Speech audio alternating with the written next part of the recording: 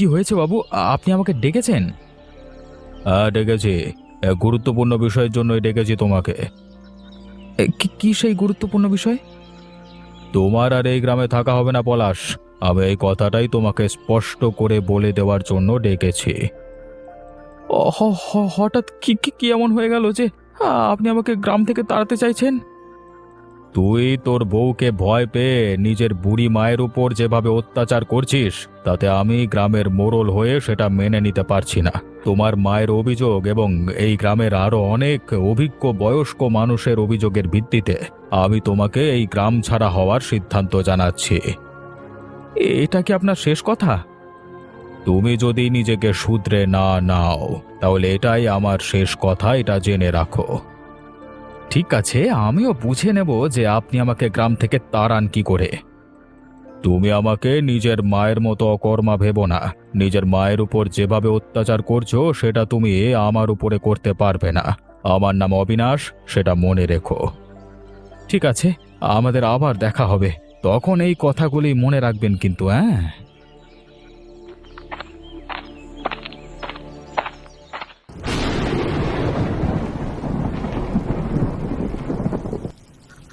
বলি, ন্যাকামো হচ্ছে নাকি? হ্যাঁ, এই বাড়িতে যত রাজ্যে ন্যাকাচণ্ডীতে জন্ম হয়েছে, সব কটা ন্যাকামো একেবারে বার করে দেব আমি। কি হয়েছেটা কি? তুই এরকম চিৎকার করছিস কেন? জানো না তুমি আমার সাথে কি হয়েছে? হ্যাঁ, চিৎকার করতে আমার আনন্দ লাগছে তাই চিৎকার করছি। যে ছেলে এরকম মা পেয়েছে তার তো জীবন এমনিতেই নরক হয়ে উঠেছে। কেন?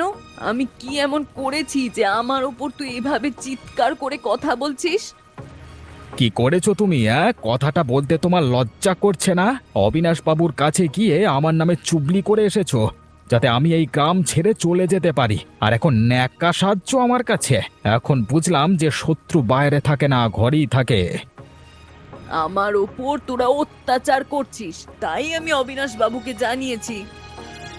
আমার ভাবতেও লজ্জা লাগে যে তুমি আমাকে জন্ম দিয়েছিলে। সত্যি বলছি, এই পৃথিবীতে স্বার্থ ছাড়া কেউ কারণ নয়। সেটা মা হলেও শুধুমাত্র স্বার্থ বোঝে, যত সব। তোর কাছে ভালো হওয়ার জন্য আমাকে কি তোর বউয়ের কাছে রোজ মুখ ঝামটা সহ্য করতে হবে নাকি? ওর সাথে যদি কিছু হয়ে থাকে সেটা আমি বুঝবো। তুমি অবিনাশ বাবুকে কেন বলেছো? আর শোনো, যদি বলি থাকো তাহলে আমি এখন থেকে আর তোমাকে মানি না। আমার যা ইচ্ছে হয় আমি আমার বউকে নিয়ে তাই করব। তুমি আর কোনো কিছুতে বাধা দিতে পারবে না, জেনে রাখো। তুই তোর কথাটা বলে দিয়েছিস, ব্যাস। এবার এটা জেনে রাখ, আমার কোনো কাজে যদি বাধা দেয় তাহলে আমার যেটা মন চাইবে আমি সেইটাই করব।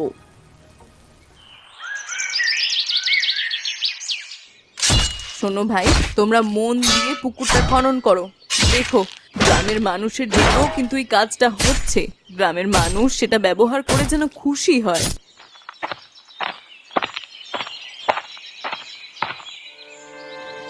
লতা, তুমি যা ইচ্ছে তাই করবে নাকি গ্রামে? আমি তো যা ইচ্ছে তাই করছি না হরিপদ বাবু। আমি গ্রামের মানুষদের উন্নয়নের স্বার্থে একটা পুকুর খনন করছি। তোমাকে এই পুকুর খনন করানোর অধিকার কে দিয়েছে? মানুষের ভালো করার জন্য কারো কাছ থেকে কোনো জ্ঞান নেওয়ার প্রয়োজন পড়ে না। যদি কখনো পড়ে তাহলে আপনাকে আমি ডেকে নেব, আপনি এখন আসতে পারেন। দেখো, কাজটা ভালো হবে না। আমাকে রাগিও না বলছি, কিন্তু আমার মতো মানুষ যা ইচ্ছে তাই করতে পারে। যে সংসারে আগুন লাগাতে পারে, সেই আগুনে একটা জলজ্যান্ত মানুষকে পুড়িয়ে মারতে পারে। আপনি কি আমাকে ভয় দেখাচ্ছেন হরিপদ বাবু? ভয় পেয়ে গেলে বেঁচে যাবে? যদি ওপরওয়ালার দেওয়া প্রাণটা প্রিয় হয়, তাহলে এখানে পুকুর খননের কাজ বন্ধ করে বাড়ি ফিরে যাও। বাড়ির মেয়ে বাড়ি ফিরে গেলে বাড়ির লোক খুশি হবে। এতদিনে আমি আপনার আসল পরিচয়টা জানতে পারলাম। এবার আপনিও প্রস্তুত হয়ে থাকুন, আপনি দেখবেন আমি কি কি করতে পারি।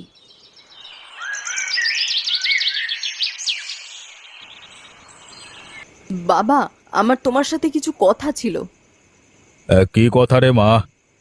আমি তোমাকে বলেছিলাম না যে আমি তোমায় তদন্ত করে সঠিক কথাটা জানাবো?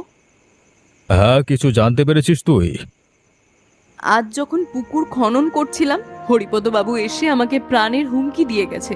বলে গেছে যে আগুনে সে সংসার জ্বালাতে পারে, সেই আগুনে সে আমাকেও জ্বালিয়ে মারতে পারে। আর এই গ্রামের সংসার ভেঙেছে তো একমাত্র বুড়িমার। তাহলে তো এখানেই প্রমাণ হয়ে যাচ্ছে যে হরিপদ বাবু নিজেই ওদের সংসার ভাঙার পিছনে দায়ী। তুই কি নিশ্চিত এই ব্যাপারটায়? 100% নিশ্চিত বাবা। ও রাগের মাথায় যে কথাগুলো আমাকে ভুল করে বলে ফেলেছে, সেই কথাগুলো আসলেই সত্যি। ওর মনের কথা ওর মুখ দিয়ে বেরিয়ে এসেছে ভুলবশত। তাহলে তোর শাস্তি প্রয়োজন। আর সেটা প্রয়োজন যত তাড়াতাড়ি সম্ভব। আর তুমি যদি ওকে শাস্তি না দিতে পারো সঠিকভাবে, তাহলে কিন্তু ও গ্রামে কোনো ভালো কাজই হতে দেবে না, সাথে সাথে আমারও ক্ষতি করবে। আমি বেঁচে থাকতে এই দুটোর কোনোটি হতে দেব না। পলাশের সংসার ভাঙার পেছনে যদি ও দায়ী হয়, তাহলে ওর জন্য অপেক্ষা করছে ভয়ানক সাজা। ওকে গ্রাম থেকে তাড়িয়ে দাও বাবা, দূর দূর করে তাড়িয়ে দাও। দুষ্ট গরুর থেকে শূন্য গোয়াল আমার অনেক ভালো, বুঝলি?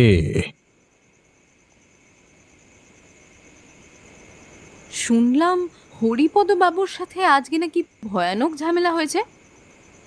হ্যাঁ, হরিপদবাবু ওই পুকুর খননের ব্যাপারে বাধা দিয়েছে, তাই লতা প্রতিশোধ নেবে বলেছে।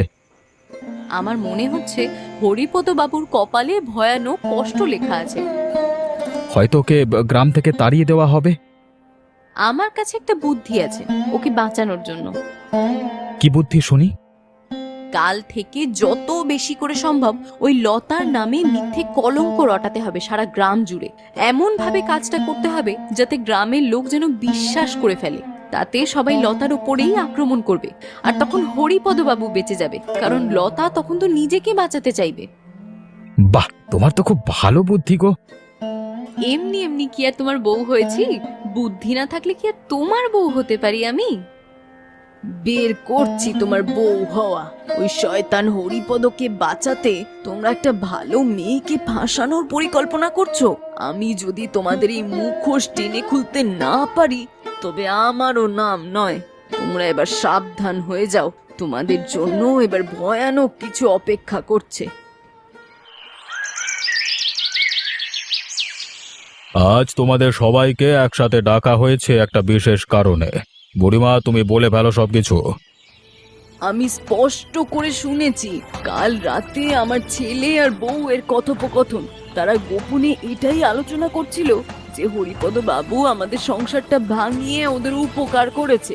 তাই ওরা হরিপদ বাবুকে বাঁচাতে লতার নামে গ্রামে মিথ্যে কলঙ্ক রটাবে। আমি আমার মেয়ে লতার থেকে এবং বুড়িমার থেকে সব বিষয়টা জেনে এই সিদ্ধান্তে এসেছি যে গ্রামের কূটনৈতিক লোক হরিপদ বাবুকে গ্রাম থেকে তাড়িয়ে দেওয়া হবে, এবং সেটা এই মুহূর্তে। হরিপদ বাবুকে আদেশ করছি গ্রাম থেকে চলে যেতে।